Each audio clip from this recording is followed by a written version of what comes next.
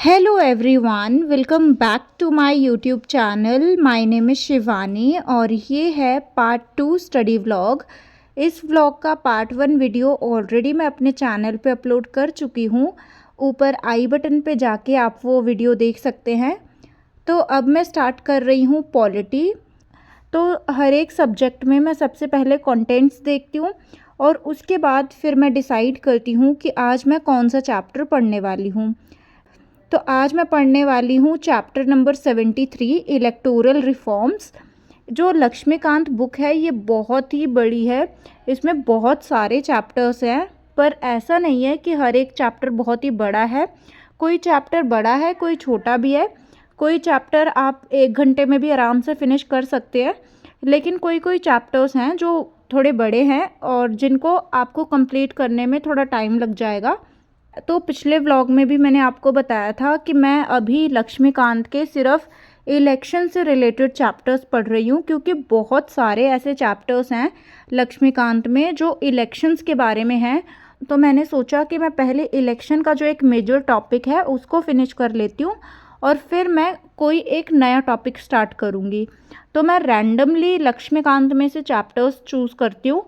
मैं chapter wise नहीं चल रही हूँ, मैं रैंडमली कोई एक टॉपिक के हिसाब से चैप्टर पढ़ती हूँ और फिर उसके बाद उसके करंट अफेयर्स देखती हूँ और साथ में कुछ कोचिंग के नोट्स वगैरह भी पढ़ लेती हूँ। जो भी मंथली नोट्स भी आते हैं कोचिंग के, वो मैं पढ़ लेती हूँ।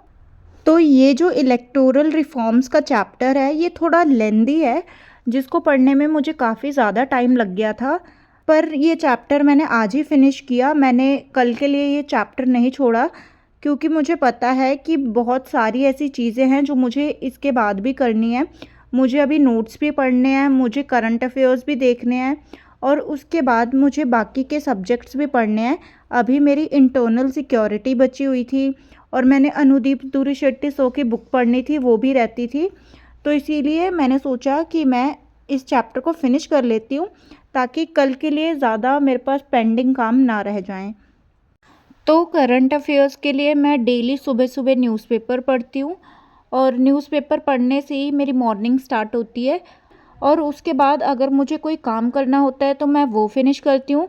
कॉलेज डेज़ में मैं कॉलेज जाती हूँ और फिर कॉलेज से आने के बाद मैं पढ़ाई करती हूँ अपनी यूपीएससी की। तो करंट अफेयर्स के लिए मैं न्यूज़पेपर पढ़ती हूँ, साथ में मैं मैगज़ीन्स पढ़ती हूँ। तो आप कोई भी मैगज़ीन पढ़ सकते हैं, आप चाहे ईपीडब्ल्यू पढ़ लो या योजना कुरुक्षेत्रा पढ़ लो या फिर प्रतियोगिता दर्पण भी आप पढ़ सकते हो। तो मैं ये चारों में से जो भी मैगज़ीन में मुझे कुछ अच्छा दिख जाता है मैं वो पढ़ लेती हूँ।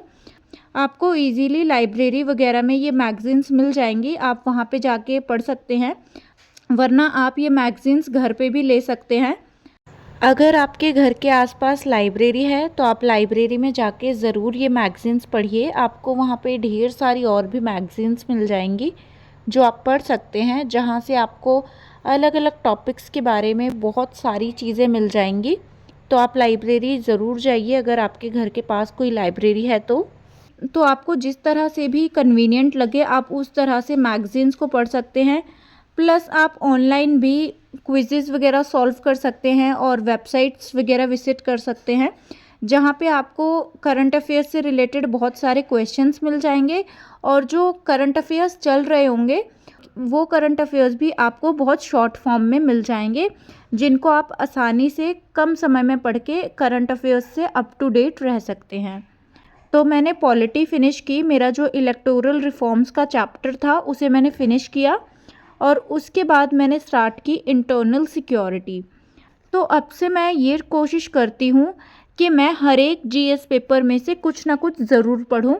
अगर मैं हर एक जीएस पेपर को अपने स्टडी रूटीन में नहीं इंक्लूड कर पा रही हूँ तो मैं वो चीज़ें ज़रूर पढूं जिनमें मुझे डाउट है या जिन कॉन्सेप्ट्स की मुझे क्लैरिटी चाहिए।